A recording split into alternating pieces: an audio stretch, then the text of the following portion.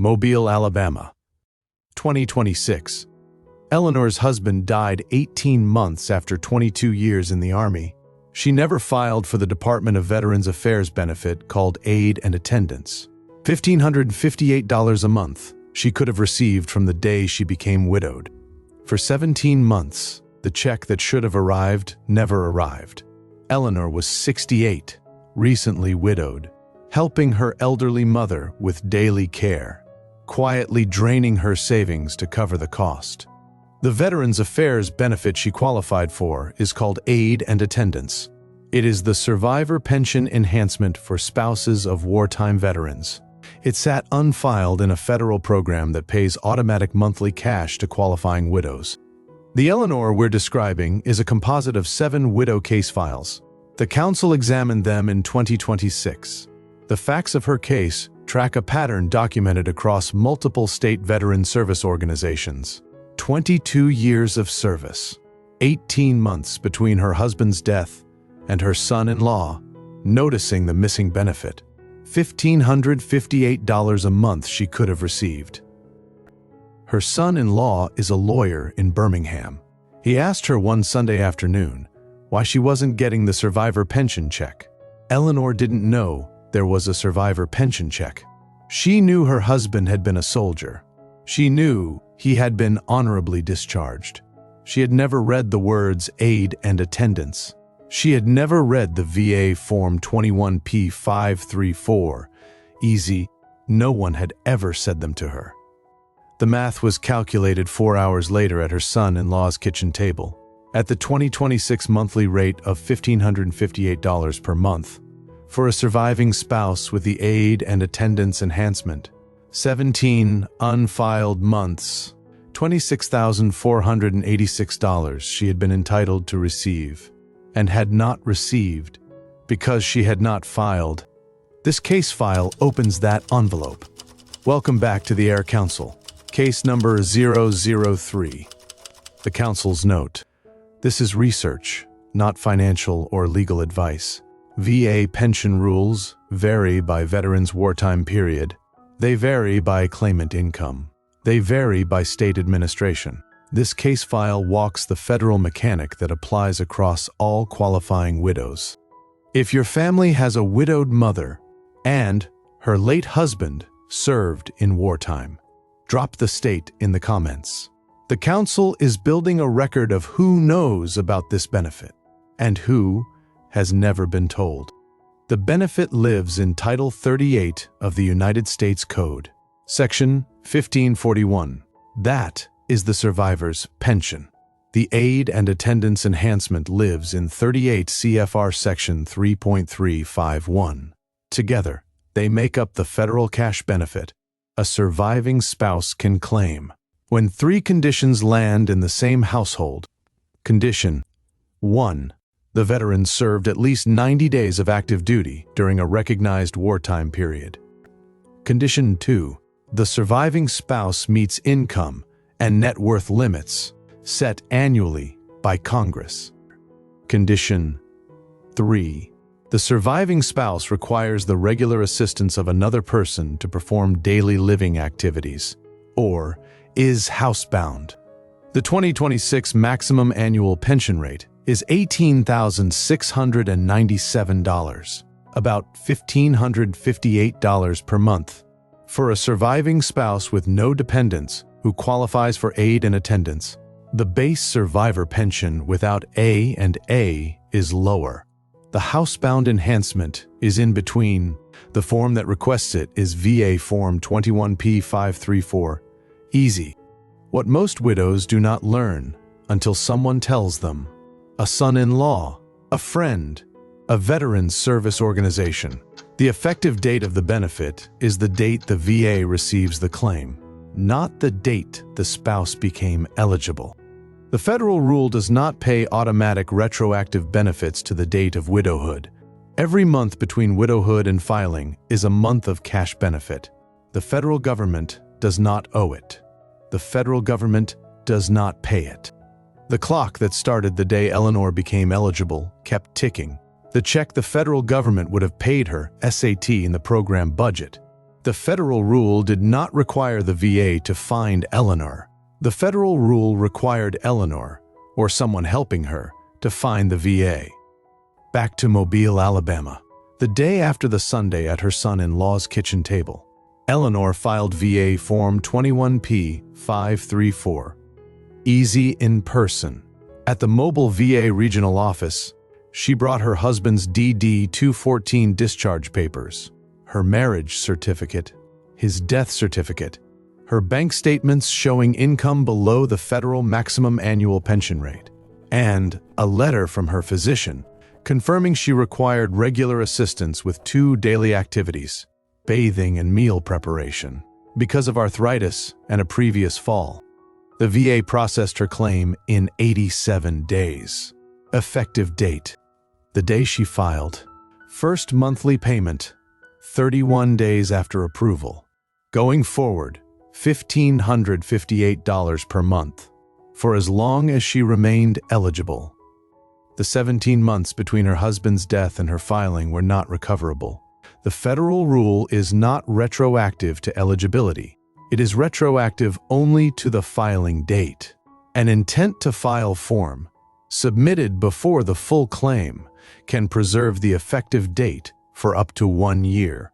Without that protection, every unfiled month is a month of cash benefit. The federal program does not pay it. Eleanor did not file an intent to file form. Her effective date became the day she actually filed, 17 months after widowhood. Now the Council's note: this is not a story about the Veterans Affairs system failing. The VA did its job. When the form arrived, it was processed in under 90 days. At the rate Congress sets, this is a story about a federal benefit families paid for, through service, through taxes. It only reaches the families who know its name. Drop in the comments, which state are you in? The Council has documented benefit awareness gaps in every state we examined. The pattern is national, but the funnel narrows where veterans service organizations are underfunded. The Council reviewed 7 widow case files in 2026. 3 filed within the first year of widowhood. 4 did not. The 4 patterns that separate the filers from the missers are knowable in advance. Pattern 1.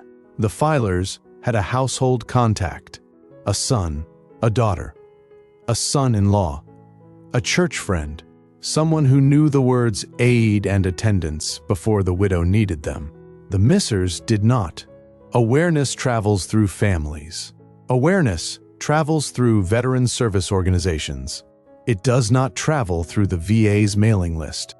Pattern 2. The filers asked one question in the first 30 days of widowhood: did the surviving spouse qualify for any monthly federal benefit? The missers did not ask. The federal benefit does not announce itself.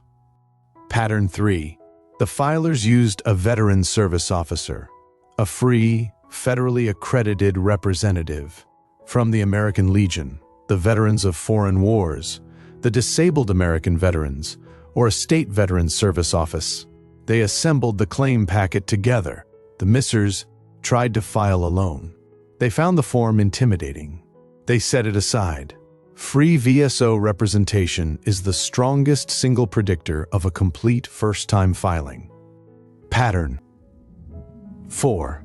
The filers attached every document the VA would ask for on the first submission: DD-214, marriage certificate, death certificate, income statements, medical documentation of aid and attendance criteria. The missers filed an incomplete claim. It bounced for additional evidence, sometimes losing months while the file sat in development. A complete first filing pays the same. An incomplete one delays. Cleveland, Ohio. Same year as Eleanor. Dorothy Mitchell's husband was a retired Navy chief. He died in March of the same year. He had served 26 years on active duty, including 2 tours during a recognized wartime period. Dorothy was 67. Recently widowed, she had 2 adult children. Her daughter was a nurse. She had worked one summer rotation at a VA hospital during nursing school. She asked her mother in the second week of widowhood, did the surviving spouse qualify for the survivor pension? Dorothy did not know what the survivor pension was. Her daughter did. The daughter called the Cuyahoga County Veterans Service Commission, a county-funded VSO that processes VA claims free of charge. The VSO sent a representative to Dorothy's home within 10 days. They assembled a complete VA Form 21P534EZ packet, D, en quatre, marriage certificate, death certificate, the same medical documentation of A and a criteria Eleanor would later file in Mobile. The VSO submitted the claim within 30 days of widowhood. The VA processed it in 61 days. Effective date, the filing date. 17 months later, the same 17 months Eleanor missed in Mobile, Dorothy had received $26,486. From the federal benefit, her husband's service qualified her for same federal rule, same monthly amount, same widow status, different filing date, different cash balance. Eleanor or Dorothy? Tell us which case is closer to your family. 3 action steps for any family with a widowed parent whose late spouse served. Step 1. Within 30 days of widowhood, request a free claim packet from a county or state Veterans Service Office. Search Veterans Service Office plus your state name. Step 2. Confirm wartime service eligibility using the Late Veterans D 214 form. Wartime periods are defined federally. They do not require combat.